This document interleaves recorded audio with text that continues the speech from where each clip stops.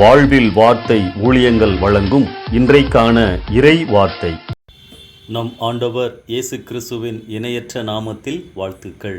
இந்த நாளிலும் கர்த்தர் உங்களை ஆசீர்வதிப்பாராக. கிறிஸ்மஸ் பண்டிகையை கொண்டாடுவதற்காய் ஆயத்தப்பட்டு கொண்டிருக்கின்ற இந்த நாட்களிலே, கிறிஸ்மஸ் நாட்களிலே வருகின்ற ஒரு கதாபாத்திரத்தை உங்கள் மத்தியிலே தியானிக்க விரும்புகிறேன். கிறிஸ்துவின் பிறப்பை குறித்ததான குறு நாடகங்களில் அதிக வசனங்கள் பேசாத ஒரு பாத்திரம் மரியாளின் கணவராகிய யோசேப்பு. ஒரு குடிலை பார்வையிடும்போது கூட அநேகர் யோசேப்பை கவனிப்பதில்லை. ஆனால் கிறிஸ்து பிறப்பாகிய கடவுளின் மீட்பின் திட்டத்தில் அவருடைய பங்கு மிக முக்கியமானது. அவரிடத்திலே காணப்பட்ட நல்ல குணங்களை தியானிப்போம். முதலாவது, அவர் நீதிமானாய் இருந்தார் என வேதம் கூறுகிறது. நீதிமான் என்றால் கடவுளுக்கு ஏற்புடையவர், உத்தமர் என்று அர்த்தம். தனக்கு நியமிக்கப்பட்ட பெண்ணை அவமானப்படுத்த விரும்பாத நல்லவராக இருந்தார். கடவுளின் வார்த்தை, திட்டம் தூதன் மூலமாக வந்தபோது அதற்கு அவர் முழுமையாக கீழ்ப்படிந்தார்.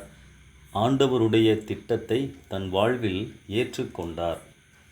மரியாள் தன் முதற்பேறான குமாரனை பெருமளவும் அவளை அறியாதிருந்தார் என வாசிக்கிறோம்.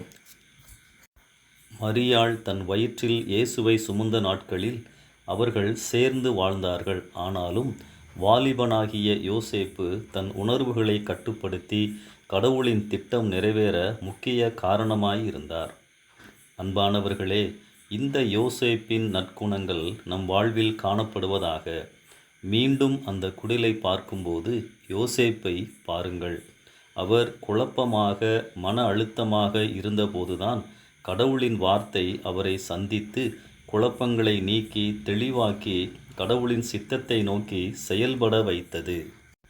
ஆண்டவர் தம் பிள்ளைகளை குழப்பத்திலேயே, மன அழுத்தத்திலேயே இருக்க வேண்டும் என்று விரும்புகிறவர் அல்ல. அவர் நம்மை தெளிவாக்குகிறவர்.